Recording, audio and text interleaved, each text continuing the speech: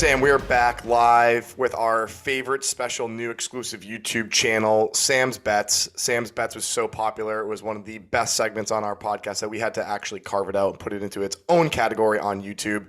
Sam, you are batting 63% win rate on the year. I think it's 17-3 in race matchups year to date. Keep me honest on some of those numbers. And 4-2 on race winners. I mean, scorcher of a season, absolutely fantastic. Monaco was a little bit of a wild day, wacky weekend in the words of you, but you still managed to go 2-1 on matchups, tough lines, couldn't bet them at the sports book. But now we're turning our attention to Baku, and we've got a pretty interesting card you've been describing to me. So why don't you tell the listeners like what you're seeing on the card this weekend? Yeah, it feels like this is the first weekend of the race year where Vegas is kind of feeling themselves a little bit. It seems like their lines are getting a little sharper. They're getting a little bit more selective of what they're putting out there. They're probably getting sick of me and our listeners who have been following me, just kind of taking them to the bank. So yeah, they're definitely getting a little sharper, a little tighter. And, we've had to kind of dig deep to find some winners out there. So maybe not the most extensive card that we've had this year, but I still think we've got some winners out there. And as always, we'll still crush them on the matchups on Sunday. After qualifying, we'll get those out there on Twitter. Still comfortable with those. We'll have a winning week on those. But the pre-week lines, yeah, they've definitely got a little tighter. Vegas is catching up a little bit, but nothing that we can't handle. No, you're so sharp. You're going to find all the nooks and crannies. You're going to find all the chinks in the armor that they've got, and you're going to find your way into more winners for our listeners. You know, you like a challenge, so they're just making it a little bit tougher on you. It's, challenge accepted, game on. Let's keep pushing.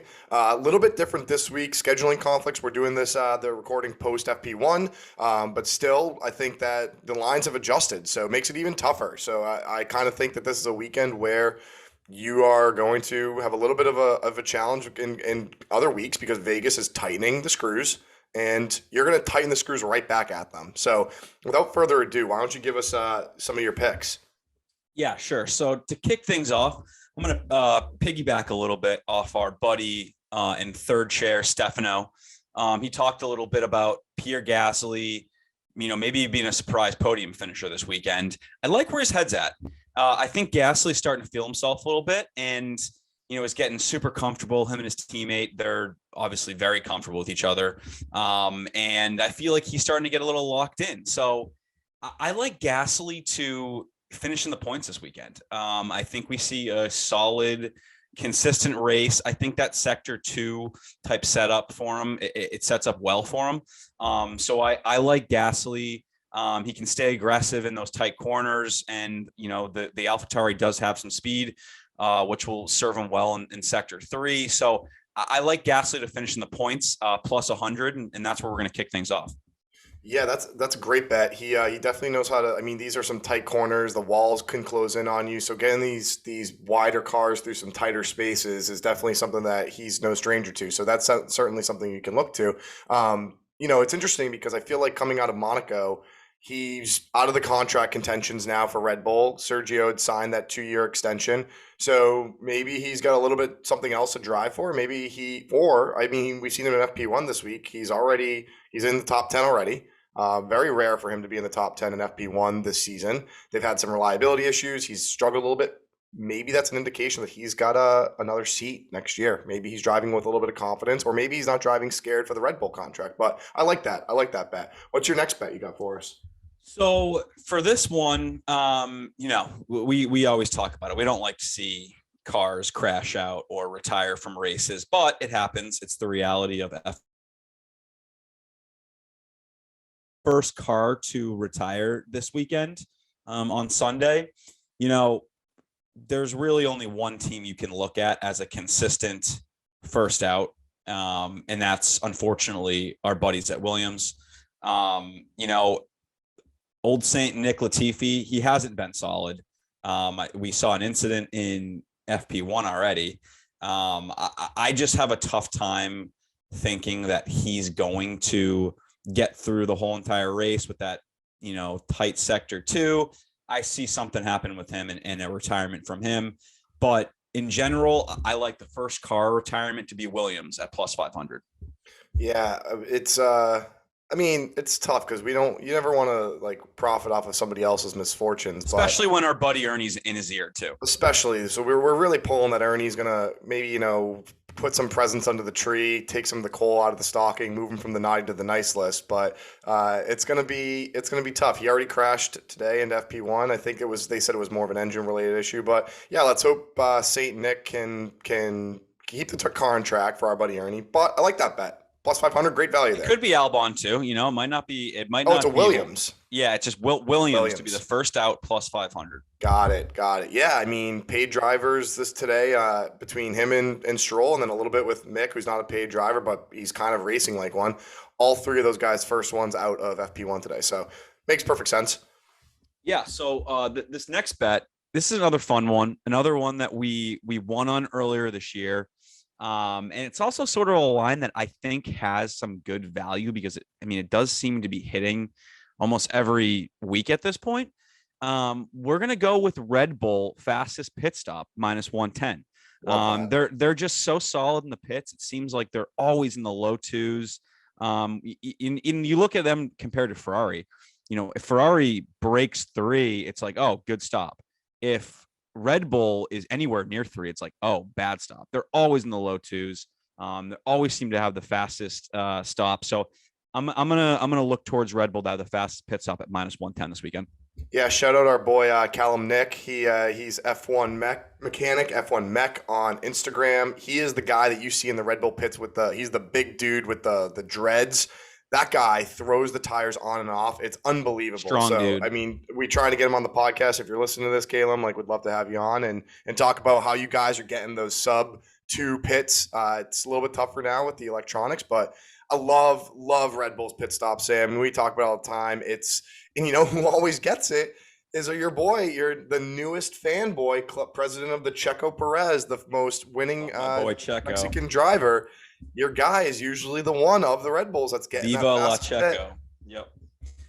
All right. Yeah. So next up, this is a little bit of a frisky one. So Alpine's a car that's consistently been performing all year. I've liked what I've seen out of them. If it wasn't for a few unfortunate incidents earlier in the year with Alonso, they'd probably have doubled the amount of points that they do at this point in the season. Alonso got the monkey off his back last week in Monaco, beating his teammate for the first time. I think we see that momentum carried over to Baku this week, and I think we see Alonso on the points, but I also think we see his teammate once again, Esteban Ocon, who outside of George Russell might be Mr. Consistency this season. I think we see both of them in the points. A double Alpine points finish at plus 170 is going to be my next bet. I mean, Alpine looks really strong out of FP1. Both of them up in the points. They've been very consistent. The Fernando Alonso's sitting at P5 after FP1. Esteban's at 10th, but he's not far off the pace. He's only a 10th or 2/10 behind George Russell and Pierre Gasly, and he's well clear of the McLaren and the Aston Martin and the Haas. So I love that. I think Alpine it's their weekend. They're going to be very strong in that midfield, and it's going to be them battling with what's looking like after FP1, AlphaTauri and or Mercedes this weekend, which I think Alonso might not be able to block everyone the whole entire race like he did in Monaco. That's the only problem. And if we know one thing about those two, they love to battle each other, as we saw in Jeddah, and they are not strangers to trying to overtake one another. So that too. I'm all over this with you. Yeah, it's a good one. I'm really confident about that one, and I actually might put my best bet of the weekend tag on that. Wow. But best bet of the weekend from you would be something else on the double Alpine point. Yeah. So like I said, small card this weekend. So I'm going to close it off with our favorite bet of the week. Back to the well, like always. If you're a smart gambler, you might not want to bet this, because the line has just gotten so outrageous. A reminder that this line started at minus 200. And then I think that Vegas has been following this podcast, and it just keeps creeping up. We're betting safety car minus 900 this weekend. Book it. We're eating all the juice, and it's going to be worth the squeeze. There will be a safety car. We are going to lay the minus 900. We're going back to the well. We're going to squeeze all the juice until they just stop putting this line up. Minus 900 for a safety car is an absolutely outrageous line. And the craziest It's free thing, money, Matt. It's free money. the craziest thing I was going to say is that's probably too low. Like, that's actually not even, like, if it was me setting this line, it's like minus 25,000 for there to be a safety car. I mean, we saw every single person spin out today or like lock up and go into There's gonna be a safety car on Sunday. And shout out our boy Garbo, if you're watching, getting all over me about having these juicy lines up there. Screw you. We're going back to the well with a minus 900. Sam, drink everything up. You have said it once, you'll say it again, and you'll continue to say it. You're going to go back to the well, and you're going to continue to drink until there is absolutely nothing left to stop putting drink. the lineup. If you don't want us to bet it, don't put the lineup. We're going to don't. And you know what? That line was intended to scare you away. And you know what? You looked Vegas dead in the eyes, and you said, if you want to scare me away, you're going to have to get up a little bit earlier in the morning, and you're going to have to try a little bit harder to make me not bet safety car. And the only way you won't ever bet safety car is if they don't put the line up. I'm going to have to purchase a yellow flag and hang it on my wall or something. Like I gotta do something as like an ode to the safety car because it's my favorite thing in F1 right now. And it's the easiest money maker. I don't care if it's minus 900. It's easy money. It's free money. There's going to be a safety car this weekend and we're going to win. Sam, I got to ask you a question. What right now for Baku, what would the line for safety car have to be for you to not bet it? The limit does not exist. I would bet it if it was minus $1 million. I'd lay the juice. There's going to be a safety car on Sunday. There's death taxes and safety car at Baku on Sunday. Like that's the thing that you can be absolutely certain about.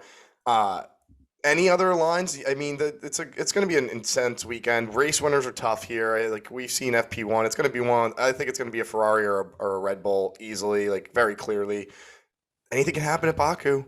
Yeah. That's why, like you said, anything can happen at Baku. I'm staying away from race winners at the moment. You might see a play get dropped after qualifying on Saturday. Might have a bit of a better idea of what's going to happen on Sunday. But right now, anything can happen. I don't feel too comfortable about a race winner right now.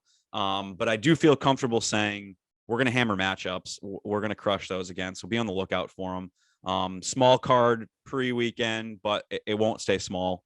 We'll be growing throughout the weekend and just keep an eye on our Twitter account because those plays are going to be coming early and often.